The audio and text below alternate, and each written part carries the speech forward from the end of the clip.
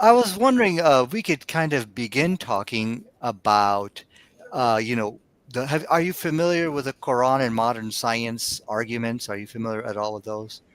Well, okay, I'm gonna go ahead and be honest with you. I'm not like too deep into it. Like, I haven't like, I'm not like a scholar. I'm not like as knowledgeable as Sim Hakim or somebody like that. I mean, I would love to learn about all this stuff. I Okay. mean, because I'm always told, you should seek knowledge from the scholars. Look towards people who are experiencing this kind of stuff. And I think, I've watched your debate. I saw how you debate Lewis. I saw how Sam Shamoon treated you, unfortunately, and I think that you seem like the ideal person to learn all this from. And here we are. Sam, now there could be some mental issues there with Sam Shimon. I think he has some psychological issues. Let me just start off by saying how much of a jerk he is. Okay, I mean, I saw Yeah. how he treated you on that one video. He called you a loudmouth coward. He called you a wicked dog or something like that. I mean, that's just so disrespectful. I mean, yeah. Did you I did mean, you see what he called that one girl? I forgot. It's that blonde hair chick on the Lily J, what's her name? Lily J, I think it is. Yeah, he like called her a whore or something like that. Wow. Can't. Yeah, and I can understand why you'd call me. If it's between two guys, it's okay, you know. I'll just sit, but a girl calling her a whore, you don't even know her, man. And so that was really crazy. Because the thing with Sam, I think he suffers from some kind of mental type issues there. That yeah. just doesn't seem like normal behavior. And he used to not be like that. We used to back in like 2000. We used to meet in a restaurant, and at that time he was like totally, well, he was a little bit nutty back then, but not this nutty. He always used to meet me. He used to give me this big hug, and I'm thinking, okay. And but he didn't have this type of hatred for me at all. I was like, what in the heck is this all about? But then he like evolved into something really, really ugly, where he's calling everybody these bad names, and even his own Christian people, he's attacking them. So I don't know what happened with him. Something really bad. Yeah. So. Yeah, but I think the reason why I decided to look towards you is because again, you seem knowledgeable and stuff. I saw you with Lewis, and Mhm, you guys talked about whether or not Muhammad was mhm. from God or something like that. And I think that yes, and,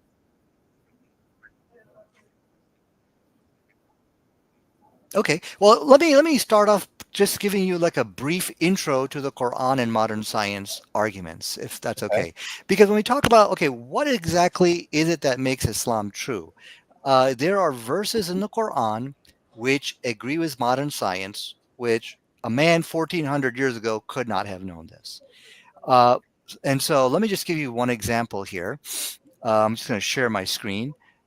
And what's interesting here is it's not so much the Quran is modern science, but now there's kind of a new a miracle which is emerging, in that the Quran is emerging as something which is unchallengeable, in the sense like the Quran and science arguments, because these challenges. So what happened in the beginning? I threw out a whole bunch of challenges to for people to debate these things, and in the beginning they're like, okay, sure, you're okay, yeah, we'll do that. But then as the debate progressed, one by one, they started dropping out. And they're like, we don't want to challenge the scientific miracles anymore. And now we reached to a point where people are actually agreeing, giving partial endorsement, the atheists and agnostics. So that's really good. So the first miracle is like, let's say if you look in the sky, you look at the clouds. Well, those clouds, they look fluffy and light. That's the way it looks like to anybody. But yet there is a strange, oh, allow settings. Allow. Okay, I'm trying to share my screen here. And okay, here we go. But yet, when we look in the Quran, it made a very strange statement about clouds, in that it actually called them heavy. And we could see, I don't know if you could, are you able to see my screen? oh yeah, I see it. Yeah. So it's inside chapter 7, verse 57. It describes how the winds carry heavy clouds, Hmm. thick clouds. Okay. And so let's see, what are the weight of clouds? So clouds are, science now tells us that the average cumulus cloud, like the fluffy white clouds, can be seen, really their weight is about 1,000,000 pounds. That's how Mm. much they weigh. And so this is very strange for the Quran to call what, if to a man, I mean, to anybody looking at clouds, those things look light. So, okay, this is a scientifically correct statement in the Quran. How is it that a person could make these type of claims? So when you see something which agrees with modern science in the Quran, you call the cops. COPS is an acronym. It stands for, well, maybe it was just a coincidence, purely accidental discovery. Maybe it was obvious. Maybe he plagiarized or copied from some other source. Or maybe the author of the Quran was a great scientist and thus he's doing this type of scientific discovery. So let's not jump to the conclusion and say, aha, you see, we've proved it to be the Word of God based on one scientifically correct statement.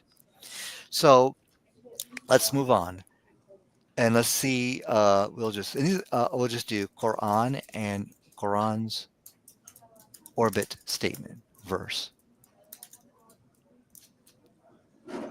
Oh, okay. So let's look at this verse over here. The Quran states, and He is the one who creates the day and the night, the sun and the moon, each traveling in an orbit, which, as we all know, is scientifically correct. Now we do know that the moon travels in an orbit, but the sun. Have you ever heard about the sun traveling in an orbit? I mean, Galileo proved that wrong a long time ago. The sun traveling in an orbit. Okay, yeah, the sun does not orbit because and people used to believe that like the sun was going around the Earth, but I think Copernicus proved that wrong, and then Galileo got in trouble for agreeing with that. So Yeah. yeah. So if we go and look inside, it actually says, in fact, this is something which even the scientists recently learned. Does the sun have an orbit? Yes, the sun orbits the center of our galaxy, the Milky Way. So, okay, let's call the cops again. And we go back to the cops and say, how could he have known this? Could it have been maybe he could have banked off of Galileo works. He could have did something, to come up with this type of scientific knowledge. Or maybe he it was P. The could it have been plagiarized, just copied from something. Possible. So let's not just jump to the conclusion that this is all from God based on these few statements here. So now we've got clouds, and now we've got actually two more, both the sun and the moon having an orbit. So let's move on. If you go to the hadith, and this is the Prophet of Islam states that Arabia used to be green and will return to being green. So there's two scientifically correct statements, but let us look at what the hadith says here. It says the last hour will not come before wealth becomes abundant and overflowing, so much so that the man takes his zakat out of his property and cannot find anyone to accept it from him until the land of Arabia reverts to meadows and rivers. Yes, I've already known this hadith like a long time before I Mhm, even met you, and it's basically saying that that's a sign that the end times are coming closer than ever before, and it's already happening even today. You know. mhm. Yeah. So what's interesting here, it said that it would revert. Meaning it used to be rivers and meadows. We now know from science, this is from the article uh, Nature Asia, it talks about Saudi Arabia. It says, because hippos cannot survive in a very arid and dry situation, so the environment had to be green for them to survive. Hmm. So there were surely lots of lakes and rivers across Arabia, lots of lakes and rivers across Arabia, which is exactly what the Hadith said, that meadows and rivers, and there was plenty of grass with vegetation for these animals to consume. So the first scientific, you could call it a scientific correct statement, is there that it used to be rivers and meadows, but now what about today? It's going to become green again. Is that true? Here we see that. Let's make this a little bigger. I'm quoting from the website NASA, from the NASA website. Here we go. Fields of green spring up in Saudi Arabia. Hmm. So now we've got four. Five. Now we've got five scientifically correct statements from between the Quran and the Hadith. So at this point, if there's more, but I'll just give you one more actually, which is if I could find it. Yeah, let's go here. I'll give you one more. Okay. So again, cops doesn't look like it's working at this point. It's really going to explain it. So now let's look at the issue regarding marine biology. Okay. Y- And we go over here. Okay. So there is a verse in the Quran which clearly states that there are barriers between the seas, which today is word for word agreement with modern science. I'm quoting from again NASA's website. They Oh. say that the picnic line, these are acts as barriers, which is basically in the sea. These are barriers. So now, again, if we just call the cops, we call the cops. Maybe it's a coincidence. Maybe he was referring to islands, and he just just happened to use a choice of words which agrees with modern science. Possible. But at this point, now we're at six scientifically correct statements. So that is cops is beginning to look unlikely here. So let's go to another, and this is all my references. If you want any of my references just to further research, just let me know and I'll send you these links. But the Yeah. Quran, yeah, the Quran also said, um, where's the verse here? Well, I can't find my verse. Yeah. So I think something that would be helpful is like if you shared like some of your that document plus a few others you have with me like on Google Docs so I Oh can yeah, I'll read give you them. all of this. Yeah. Okay. Cool. Thanks, man. Yeah, and internal waves. Let's go to internal waves. So Okay. today we know this is take from the website uh, that there are internal invisible waves hidden beneath the surface of the ocean can shape our underwater edges. So what my point here is, according to science, this is from Science Daily, within the seas there are invisible waves. Okay, so Okay. let's now see what the Quran says. And at the bottom of the sea, which you probably already know, it is completely dark. There's no light, which is where the Titanic is. So let us look inside chapter 24, verse 40. Or the like of the utter darkness in a vast sea covered by waves. So it's talking about in the sea, it is covered by waves. So the Quran is literally saying waves above waves, which is exactly what modern science says, that there are internal waves within the sea. And it says, and it continues, it says, if he brings out his hand, he will hardly see it. And what's exactly they're talking about? And to whom Allah has not granted light has no light. So the analogy given at the bottom of the sea is that there is no light for that kuffar, which is three scientifically correct statements about seas. Number one, that there's barriers in them. Secondly, there's internal waves. Third, there's no light. Here's my point. If I were to ramble to you about something I don't know nothing about, maybe I might get one or two things right. Like, for example, I don't know much about neurosurgery, brain surgery. I don't know a lot about it. Majority of what I'm going to tell you is baloney. All right. If you talk about something you know nothing about, you you might get some right. But now we see that the Prophet of Islam, or whoever wrote the Quran, he is rambling about seas, and everything he says about seas is absolutely correct. Let's call the cops. Cops cannot explain how you're getting all the stuff right. All right. If you know, it's like walking through the customs, and somebody finds some data in your possession which is not supposed to be there. You could come off with some explanation about this thing. Oh yeah, it's just a coincidence that I got these numbers which just happen to agree with somebody's credit card. But it's just random thing. All right, well they keep looking, they find another, like let's say a group of a bunch of numbers which just happens to look like somebody else's credit card. Eventually it's going to come to a point where like, no, this ain't a coincidence. All right, you're doing this, you're stealing this information. and they'll arrest you for credit card fraud or something like that. It's kind of the same thing over here. You can excuse one or two as a coincidence.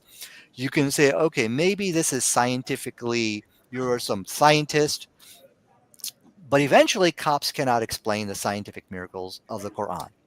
So now when it comes, unless you can come up with just from what you've seen, cursory look at what you're seeing right now, can you come up with a natural explanation to explain all the scientific arguments that we have seen here, just from the top of your head?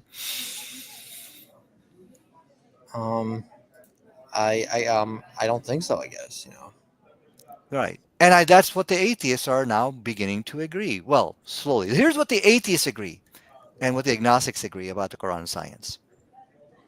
My point is this: you're not going to be able to come up with anything, and neither will all the people who I'm challenging are going to be able to come up with anything.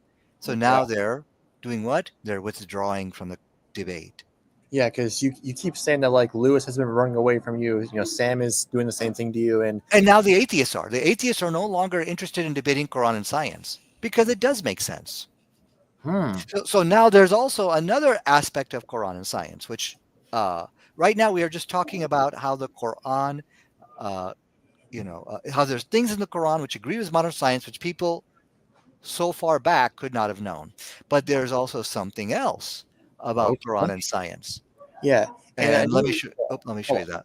Yeah, I'm and I sorry. also noticed that during your debate with Lewis, you talked about how the reason why alcohol is haram in Islam is because of the effects it has on people, and you have a fetal alcohol syndrome thing right there as a as to show how harmful it is. And you say that I think the Quran says that the sin farther outweighs the benefit or something like that. Right, right. Well, so yeah, and so that leads into this issue here. See, what you're seeing on your screen right now is pain and suffering, needless pain and suffering. Okay. What is interesting about Islam, and this is actually pain and suffering caused by the teachings of the Bible. All right. Be the exact, So, but what's interesting about Islam is that Islam removes this pain and suffering. Like I'll give you an example. Both the Quran and the Bible talked about alcohol. And this is the point where the atheists and agnostics do agree on. So let's see who gives a better answer on alcohol. So when we look over here, we now know just from, this is, of course, is horrible pictures of children drinking beer. But back in the 1970s, yeah, why not? People didn't know. We didn't know it caused a type of brain damage. So it says inside chapter 5, verse 90, it completely condemns alcohol. And here's a study here.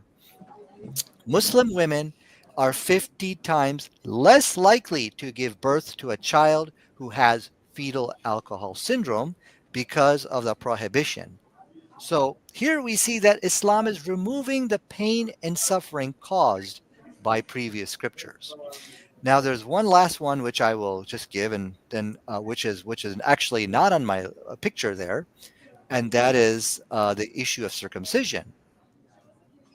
Now, as you know, Old Testament, it was the law to be circumcised, but then the New Testament came and did away with that obligation. Then Islam came and reimposed the obligation. You have to be circumcised. Today, we now know from modern science, let me make this a little bit bigger here. Okay,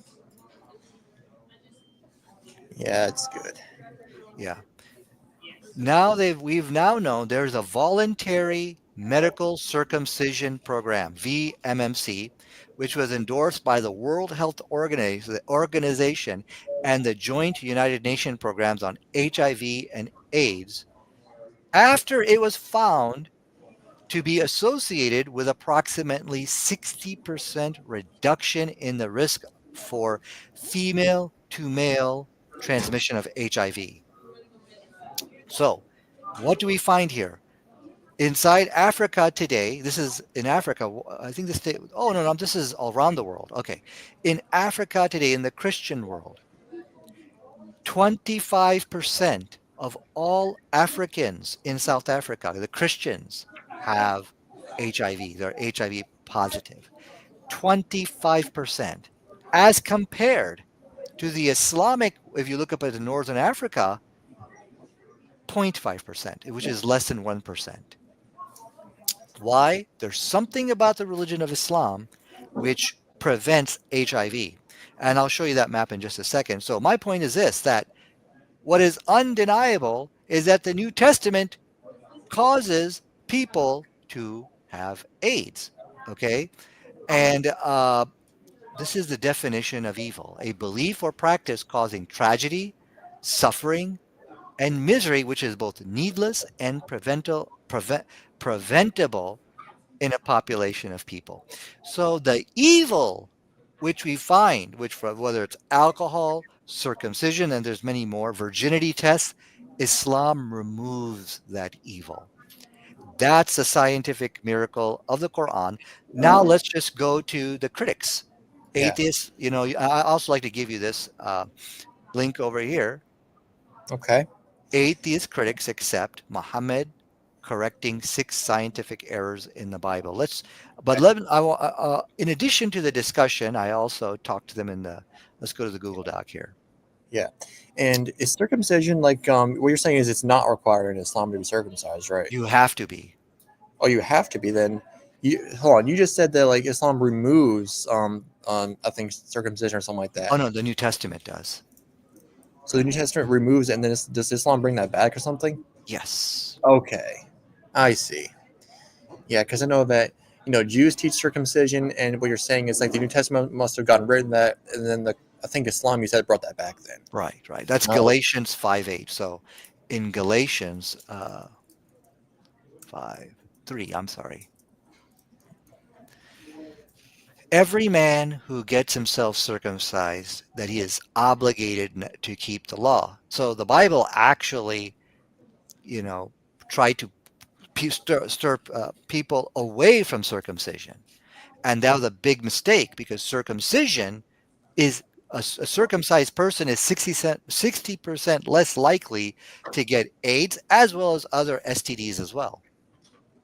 Because within the foreskin, it has receptors that can cling on to these type of diseases. okay. And is there anywhere in the Quran that talks about circumcision or Yeah, like circumcision is found in the hadith. oh, in the Uh, okay, yeah, let's see.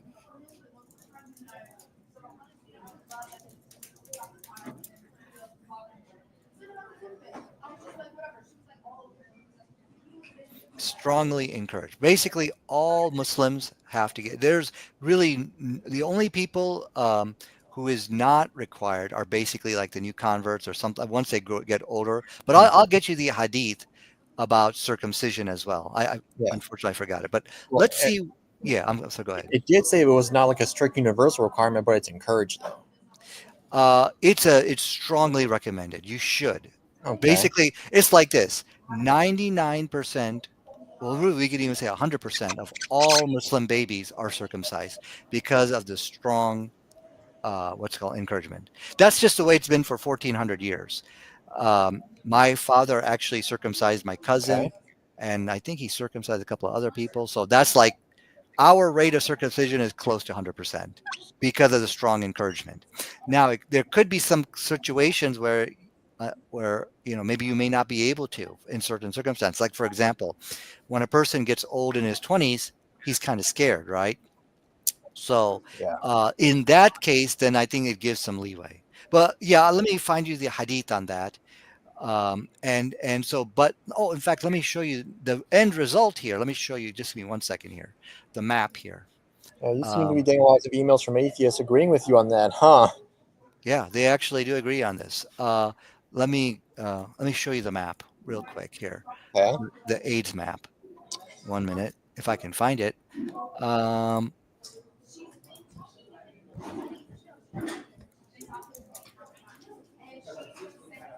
blah blah blah blah. Okay, here we go. I think it's here.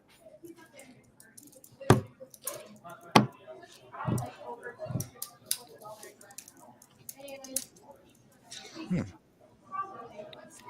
Oh, I know where it is. Just give me 1 second. I'm just looking through my notes.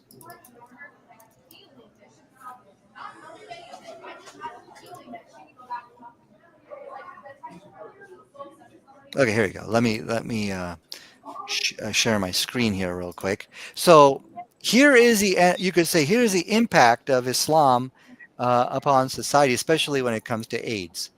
And so if you notice from the map here,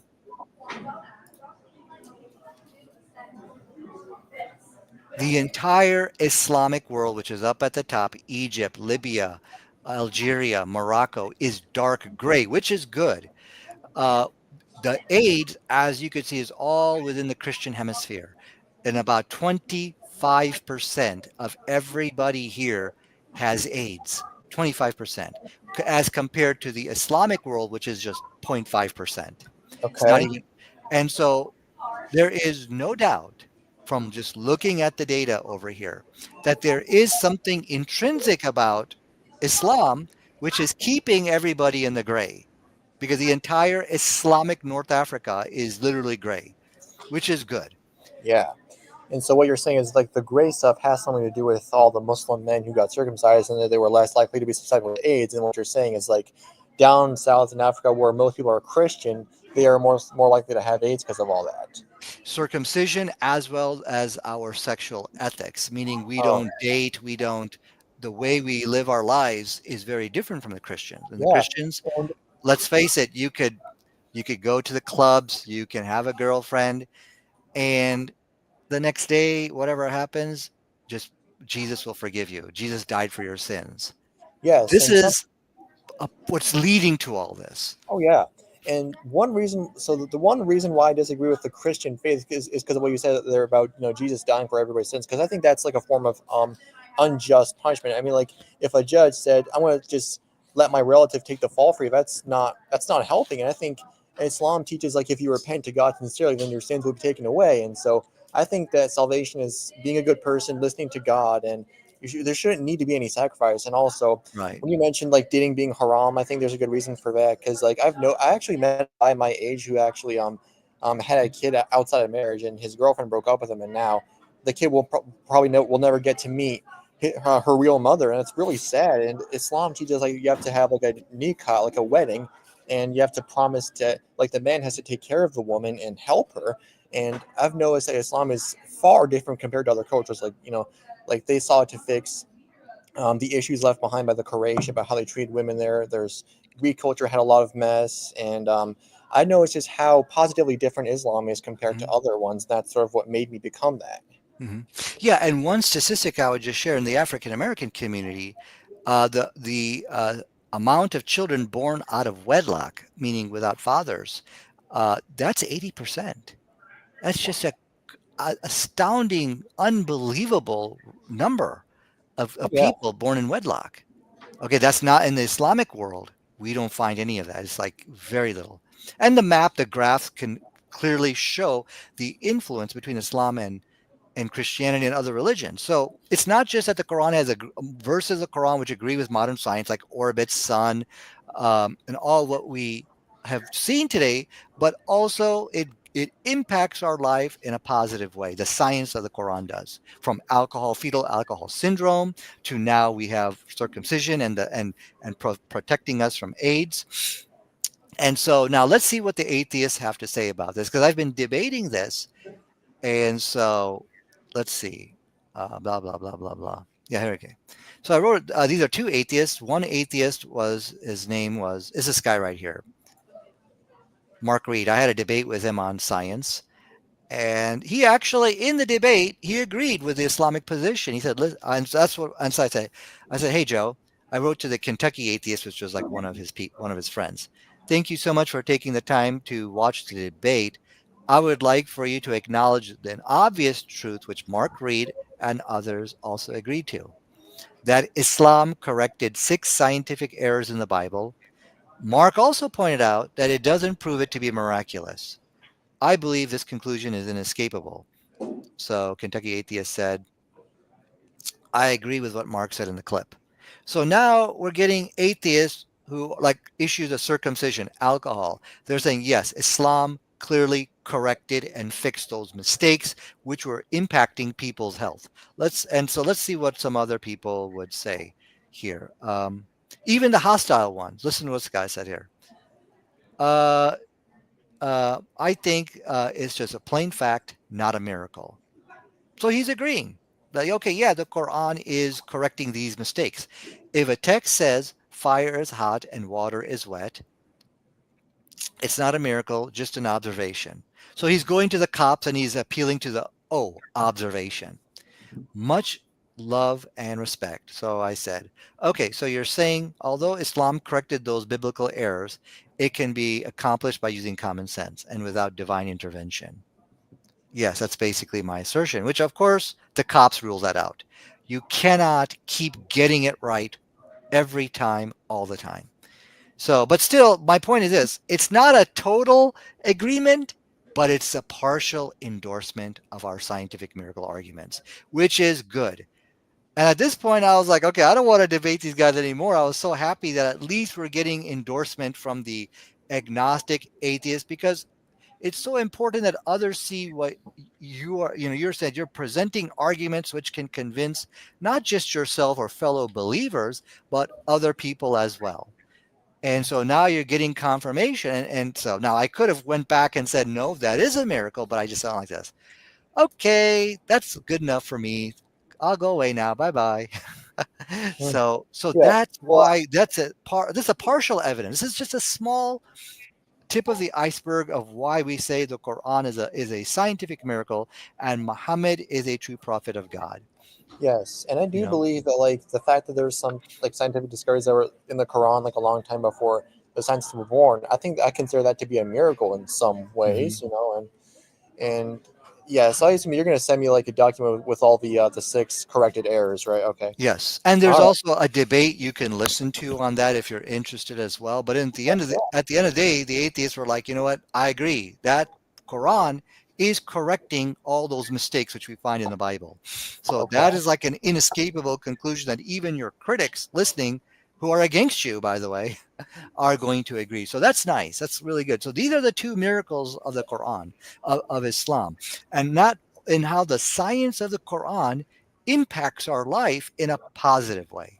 That's really good that we don't have children who suffer from birth defects due to alcohol caused by just you saying the wrong, whoever wrote that book saying the wrong thing. Oh, Jesus turned water to wine at a wedding. Let's all drink up. That no, you got to be careful. That's a drug. You can only administer that to certain people at certain times if you want to be safe and a certain amount. That's a drug. But the people didn't have that type of sense, living such a long time ago. So Okay.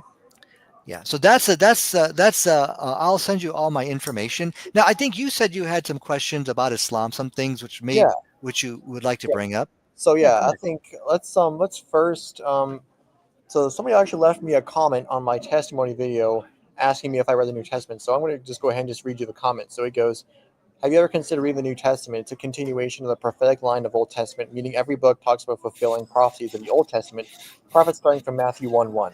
In Islam, you cannot find it, not even one. No fulfilled prophecies, but mostly new/copied ideas. Moreover, Christianity spread through sacrifice and the blood of martyrs, while Islam spread through conquest in the early few centuries. My advice: read the New Testament again. Early church fathers and also the early Christians. May Christ bring you back into his arms. Now, how can I reply to that? Like, how can I counter what he says there? Well, he said a lot. And first of all, the whole thing about prophecies, of course, doesn't make sense because I just showed you one about the Arabian desert that it used to be green, but it will become green again. Yes. So that's not true. And there's many more prophecies. Today I just focused on science, but there's a lot more. And I'll send you the links actually on those as well of our prophecy. So that's wrong. But he seems to be under the understanding that the Gospels are written by Matthew, Mark, Luke, and John, right? Yeah, but weren't the Gospels anonymous? They're anonymous. We don't Yeah. know who wrote those things. Hang on. I think I did also share with you a doc I wrote, and so let me see. I think I have it somewhere. Um, yeah, and I swear I have. Yeah, and uh, yeah, yeah, and also like for example, like in John, for example, the verse that goes, "For God to love the world," and so yeah, this is not even a direct quotation of Jesus himself. I mean, like the Gospels were written, I think, sometime after Jesus was taken into heaven. At when like I think it was like 30 years after 32 AD or something like that, and 60 I think it was when the Mhm. Gospels were written. Yeah. So it is a kind of very nostalgic topic, and I'll tell you why that is. So I'm going to share my screen real quick here.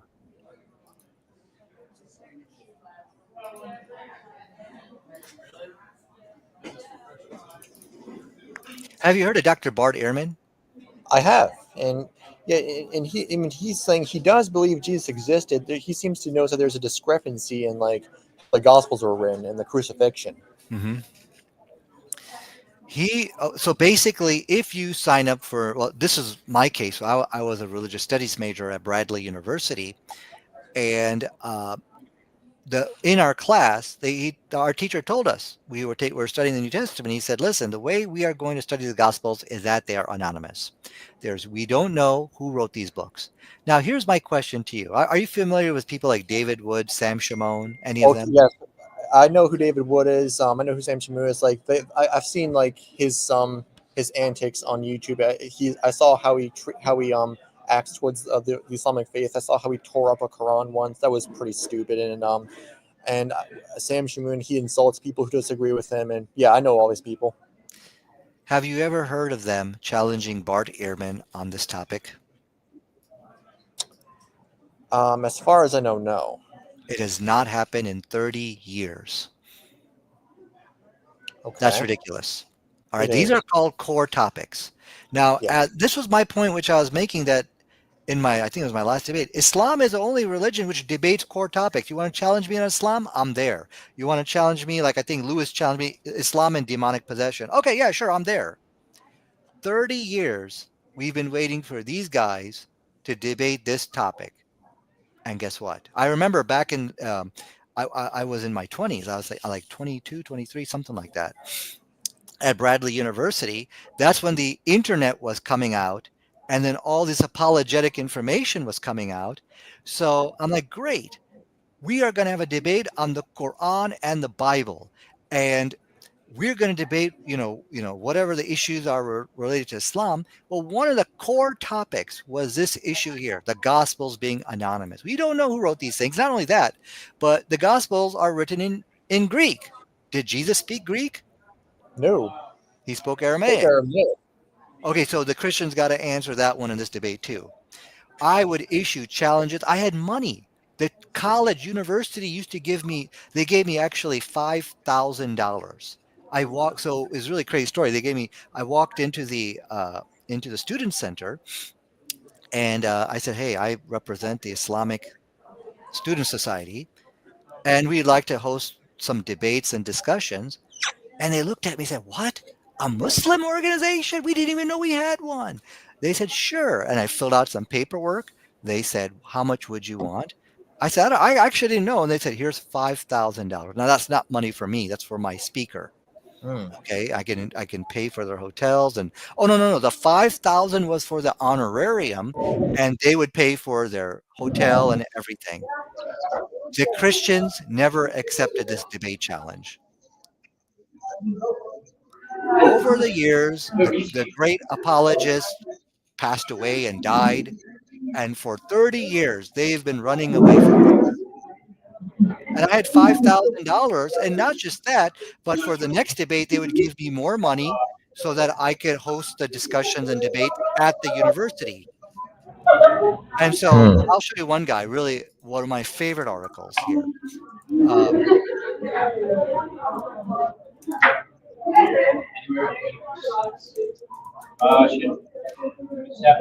This is a really great scholar, Dr. Richard Carrier, from his article 1997, The Kooks and Quacks of the Roman Empire, where he tears apart the church fathers as being nothing more than a bunch of kooks and quacks. I bought new clothes. I was thinking, oh, wonderful, we're going to have beautiful debates on this topic. Have you ever seen a debate where these Christian apologists have ever answered the challenge to defend the church fathers as being nothing more than a bunch of kooks and quacks? I have not looked. I haven't heard of that before. There is no such thing. Here's my point. Those Christians know that what people like Dr. Richard Carrier, what Bart Ehrman are saying, that's right. And if you enter into a debate with these guys, you're going to look pretty stupid. They know that it goes back to transparency. They know stuff about this topic which the common people don't know, the common Christians don't know, but they're not being transparent, you know? And so after like I think 2010, I realized there's not going to be any debate with Dr. Richard Carrier or Dr. Bert Ehrman.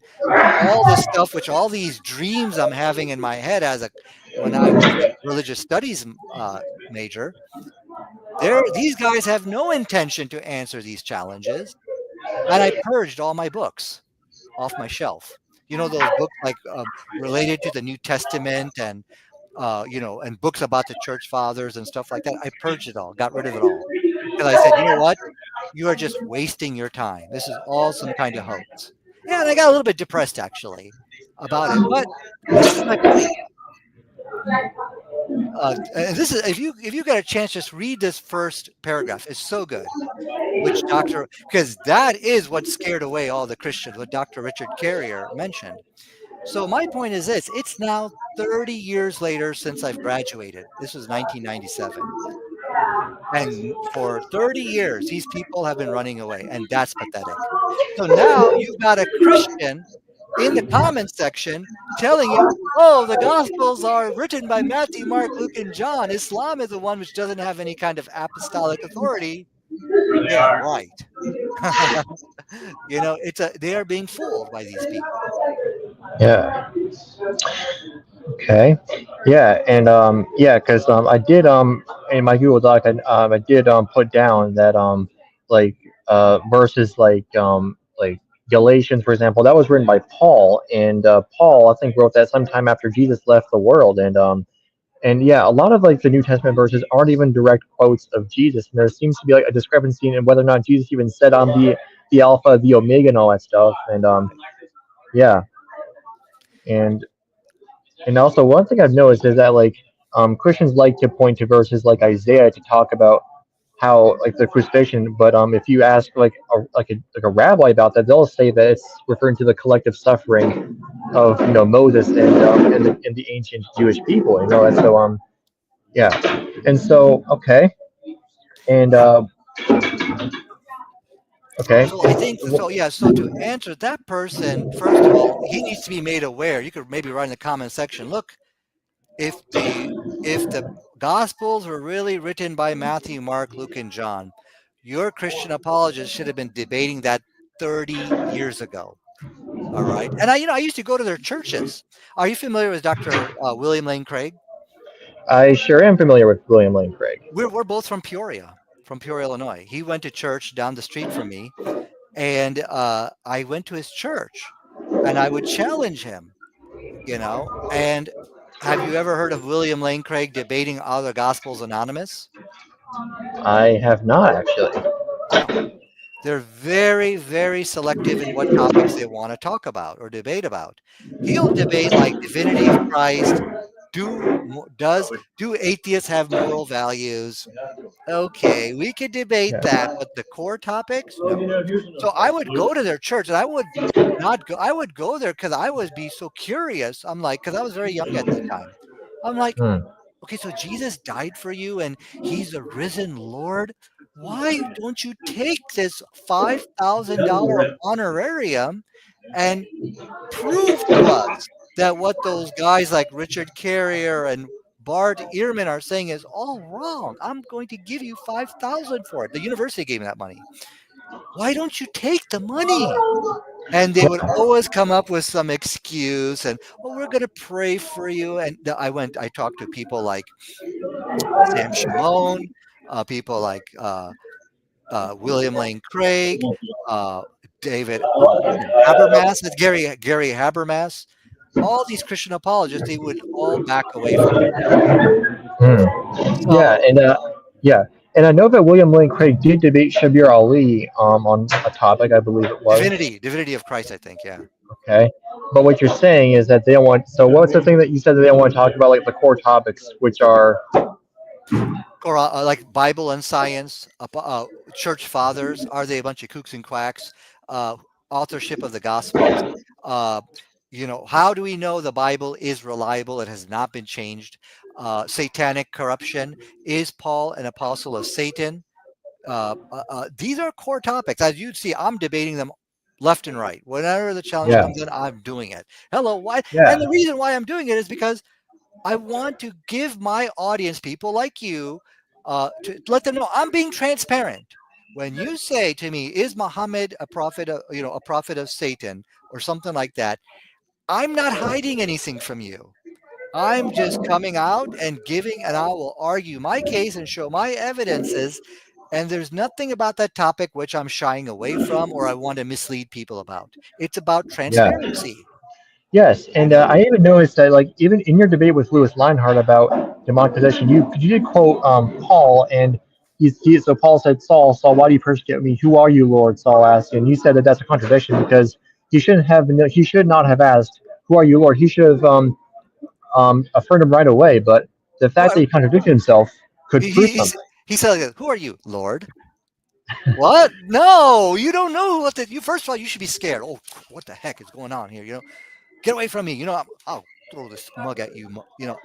That's a natural reaction when you see something like that. It doesn't matter how good the spirit is. That's how a natural thinking person is going to react. And so we don't see that in any of these prophets, alleged from Guru Nanak, Joseph Smith. The minute, the very millisecond the revelation comes to them, they're on a roller coaster ride. Yes, of course. Who are you, Lord? What is Yes, this? and I actually was in a debate with a friend of mine who's an atheist, and right at the end of it, we talked about um, how Muhammad's revelation could be trustworthy. I told him that Muhammad he demonstrated signs of fear. He would sweat profusely, and he talks to Khadijah, and then she brings her friend who's a Christian scholar, and then they assess it, and they're like, "It looks like you're being called to be a prophet," but Joseph Smith, he's like, he didn't even try to question anything given to him. He just blindly quoted what was given to him apparently, and there was no proof of the golden plates apparently, which and Mhm. that's one reason why I decided not to become a Mormon was, and also anyone claiming to be a prophet after Muhammad is just flat out a liar, and you can't trust them. Right. So yeah, because the logic is this. Look, you can't just if you look at let's say is Muhammad a false prophet? Is he a demon possessed prophet? To look at him as being the only demon possessed prophet, but all these other guys are okay. No. Okay, so by asking that question about Muhammad, it creates a chain reaction where you now have to affirm it about everybody. And that's a default position because there can only be one truth. So by default, all these people you see on your screen are false. Okay. Yeah, It is their duty now to present evidence why they're not. So you can look at their alleged revelations and see the pattern taking place here where they just don't question it. Look at this guy. I knew it. I knew it. God knew it. I could not deny it.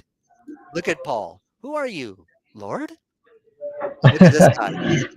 yeah. He was in a divine trance, was so filled with love for Guru that he sang the following verses to the okay, but what I'm saying to Guru Nanak, step aside and start questioning that stuff. Whoa, what are you doing here?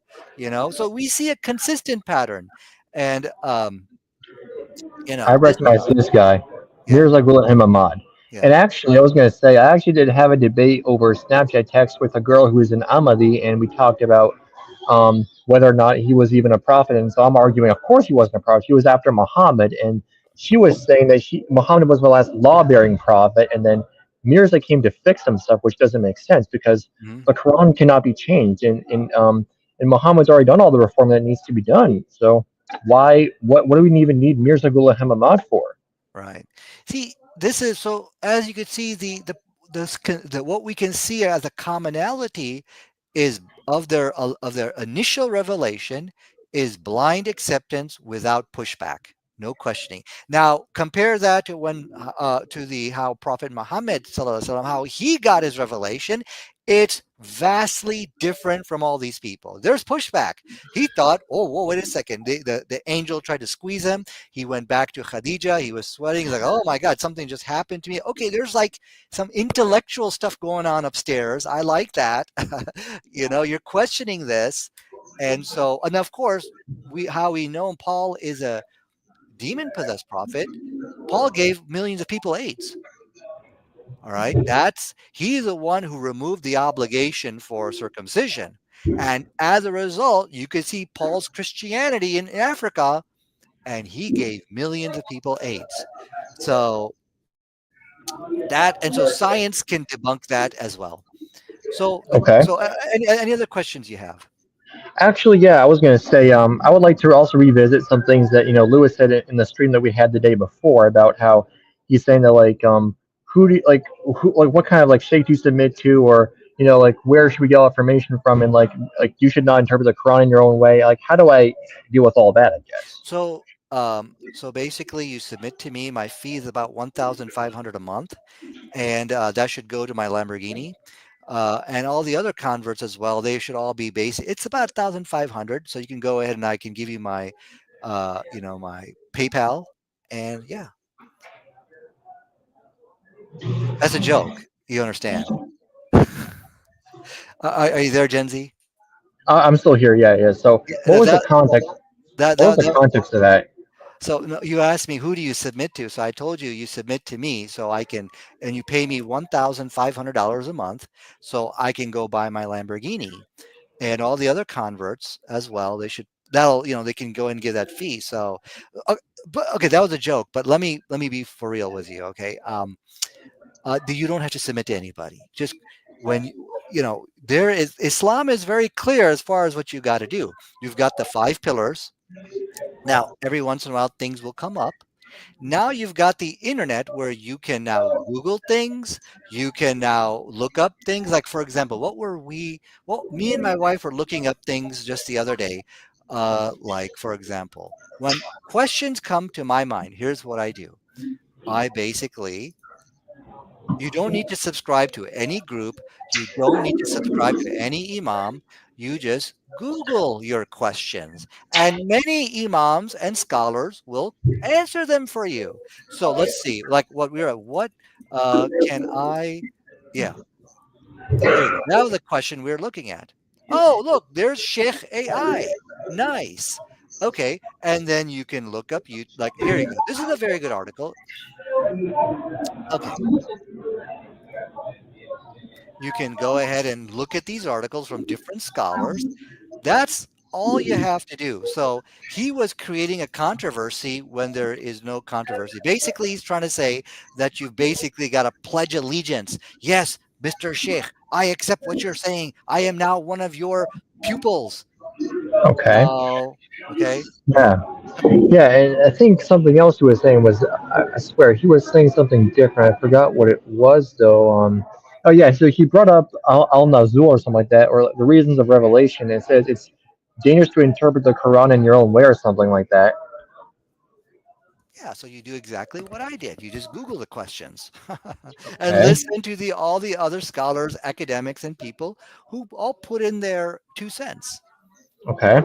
And also another thing that was said towards the end of it was, I think Eric said that the Bible can stand on its own, but the Quran cannot, because it also Islam also relies on the Hadith or something like that. I'm sorry, What ways? I didn't understand. So What I, did you say? hold on. I think Eric said towards the end of the stream that while the Quran cannot stand on its own, the Bible can. How can I respond to that? Because um, I mean, because for example, What does that even mean? Can't stand on its own. well, how do I? Well, because I mean, like the Hadiths also talk about how like what's going to happen on the day of judgment, and like how Okay, to get into heaven, all that stuff. it's like this. If you go like go to the prison into the prison system, people are offered a Quran. Okay. And so they read the Quran, and based on that, they convert to Islam. So many people convert to Islam from reading the Quran. So you can pick up the book, understand it, understand what God wants of you, understand the clear theology. For example, when you read the Quran, you are not going to have doubt or confusion about who Jesus was. It's very clear. There are no groups in Islamic history where we have a confusion about who Jesus is. Why? Because the Quran is so clear, unlike the Christians. The Christians, some say he's an angel. The Jehovah Witnesses say he's an angel. Some say that he's he's a God. He's part of a Trinity. Some say he is God, but not really part of a Trinity. Some say he's half God, half man. It goes on. All that confusion is not in Islam. However, once you accept the Quran, then you should now read the Hadith so that the additional information which you need to know to be right with God is found in the Hadith. And not only that, but life-saving advice like circumcision. Circumcision is found in the Hadith, not in the Quran. So there Okay. is so that's I think what he is what's trying to say is that you can pick up a Quran and it means nothing to me unless I have that deed. So now you got to pick up these two books, and I'm so confused. I'm so no, that's not how it works. In fact, in the prison systems, all they for a lot of them, all they have is just a copy of the Quran, and yet that was enough for them to change their life and become Muslim. For a lot of people who converted to Islam in the prison system. Yeah, well, I am also hearing a lot about like Quranists who are people who think that the Quran alone is sufficient, but I mean, let's not forget that the hadiths are also like they contain like some stuff that's okay, what's not okay in Islam, and Well, but see what the Quranists don't know is the scientific miracles in the Hadith.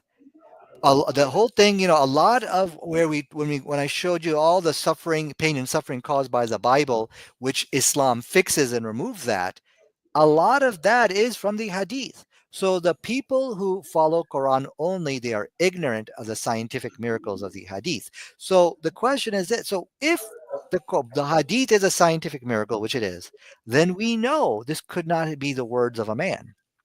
Now, of course, you could say there are some weak hadith. That's fine. We can have that talk. But to throw away all the hadith altogether, no, you can't do that now because of the science which prohibits you and prophecy, both science and prophecy, like the one about Arabia, which prohibit you mhm, from just tossing it all away. You can't do that now. Think about the hadith about Arabia that it will be green again. There's no doubt that this is yeah, coming from God, and you're tossing it out the okay, window. You can't do that. yeah, and so yeah, so how do we know which hadiths are sahih and which ones are weak? Because I think I was asked that the day before. So how can I go about verifying that? So this is where we uh, rev- uh, talk with the scholars and the academics of Islam, and so we now use them where this is like now a higher understanding of Islam, where once you get the basics down, you got to get the basics down: the 5 times prayer, you're doing the fasting, you're staying away from the haram things. So now you can move into Mhm. these questions where you could study something called the science of hadith and sit down with the scholars and academics, and they will show you how the hadith from its very inception, people were monitoring it, seeing who wrote it, who said it, were they of good character, and how it was actually preserved. So we all know from what Mhm. all the Sunni Muslims agree: Sahih Bukhari, Sahih Muslim, Sunan Abi Dawud. These are the impeccable sources which you can go to understand Islam. Okay. Yeah. Yeah. So yeah, my question is like if I ever have any more questions, like how often do you think that we could like meet online to talk about like anything that I might have any questions about? Like, what's your availability? I guess is my question. Anytime, anytime. Well, now I would say Okay. once or twice a week, because I got to get back to work here. I had about an hour lunch Ah. here. So yeah, but Okay. just knock on my door or you send me an email, and definitely, and we can meet, and let's do more of these type of discussions. Let's bring Oh your yeah. students from the university, the MSA students. Let's bring them in, Mm. and we can bring different Christians if they're willing to come, and we can have discussions and stuff like that. Yeah. Yeah, I mean, I'm definitely comfortable to doing like more like, live streams like this for like the one we did today. And yeah. Yeah. So I assume that later, okay, you're gonna send me like some emails about like the information about that thing I put in the private chat there about the prophecy. I think it was like the comment that the person left me. I think it was. You Which know, one did you, I have a lot of stuff I have to share with you, I think. Which no, it, specifically? it was the continuation of the prophetic line in the Old Testament, meaning every book talks about fulfilling prophecies. That one we talked about that, and it's in the private chat. You should be able to look at it. Oh, in the private chat. I'm sorry. Can you? I'm looking at a chat right now. I don't see anything like that. Wait, what? Well, which private chat are you talking about? Hmm. You know what? Here, I'm just gonna go ahead and just I'll put it Yeah, could in you the. email it to me, and then I'll send you Sure, information. I can do that. I can actually do that right now. Actually. Okay. All right. Okay, here you go. All right, there. I just emailed it to you. And yeah, some ideas I have for things we could talk about in other streams is like the context of specific Quran verses and how do we go about interpreting them. All that. I mean, I think I do have a lot to learn, and also, what do you think are some ways I can go about reading the Quran? Because I'm not big on reading. Because like whenever I try to read, I get bored after some time. And how can I combat that? Yeah. So you're not really big into reading, right? No. You know what you could do? Just read a little bit a day. Read about it, ponder over it, think about it. It could be one or two lines, you know. So I have Yeah. A Quran app, and a lot of times what I like to do, I like to talk about it and discuss it with other people as well. So yeah, and so what I would do, I will give you the link for my Quran app. Use that, and it gives three. So basically, for every verse, it gives three different translations. I'll email you my Quran app, and then you can use that. And again, 5 minutes a day, you could do or something like that. And I think for a lot of people, maybe in your situation, where they do their reading is like in debates. Like let's say someone quotes you an ayah out of the Quran, said this verse says this, and so now you're like, okay, let me look that one up. Okay, yeah, let me read it in the context. Okay, yeah, I see his point, but let me refute that now. Maybe in that type of context, you do a lot more reading, right? When it comes to like debates and discussions. Yeah, because I think I said in my last email to you that I do hope to become like learn apologetics more in depth and perhaps get into more of these debates, like and be able which to accurately, which will force you you to know, read more. yeah.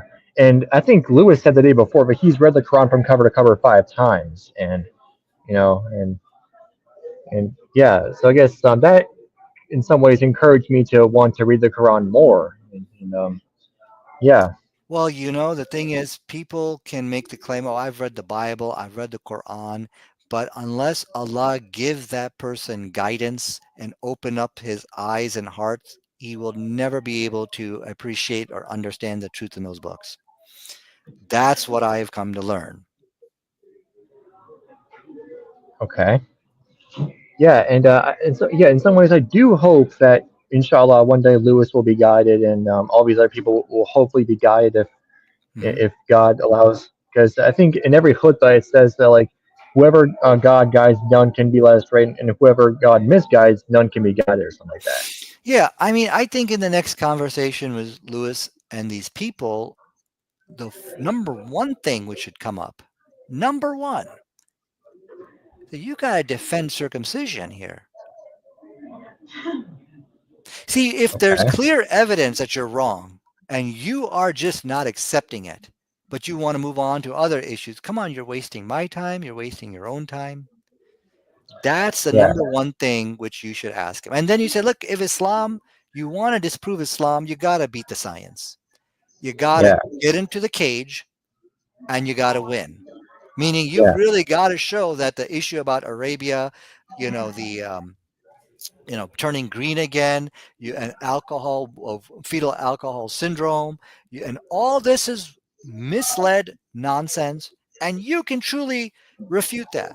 But what's Yeah. happening is they want to bypass all that bulk of evidence, and they Yeah. just want to start creating controversies on things which really Yes. are not issues which you should be arguing about. Yeah. Look, you Yeah. want to beat Islam, you got to beat the science. Yes. And I think in another like back and forth in the comment section of another video, I did ask Lewis like what would it take for him to be Muslim? He says if there could be if empirical proof surfaced that the Quran was God's revelation and that Islam did come from God, he would have become Muslim a long time ago. And That's it's what he said. there. It is there, but he's refusing to acknowledge it. Okay, the circumcision one, that's clear. All right, that he should answer that, Okay. Yeah. not ignore Well, it. yeah. Okay. Did you see what Yes. did you see what Chat GPT? I put that in Chat GPT about circumcision. In fact, let me share that with you real quick, and then I got to get going here. Just give me one second. Okay. Let me see if I could find it.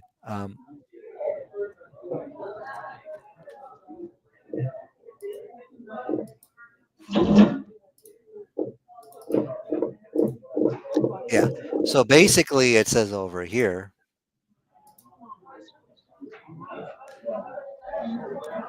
From the two options, please choose one which makes more sense. That's what I asked ChatGPT. God made a rule, then God did away with it, causing a catastrophe, which is what Paul basically did, which is circumcision. Then Satan reimposed his good rule, saving the lives of millions of people. Satan here, if we were to assume Prophet Muhammad did that rule.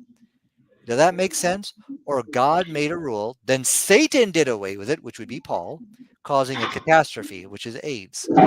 Then God reimposed his good rule, saving the lives of millions of people, which is Prophet Uh, Muhammad.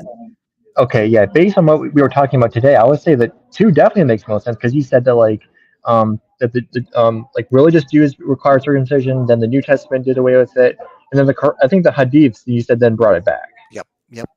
So according to ChatGPT, option two makes the most sense.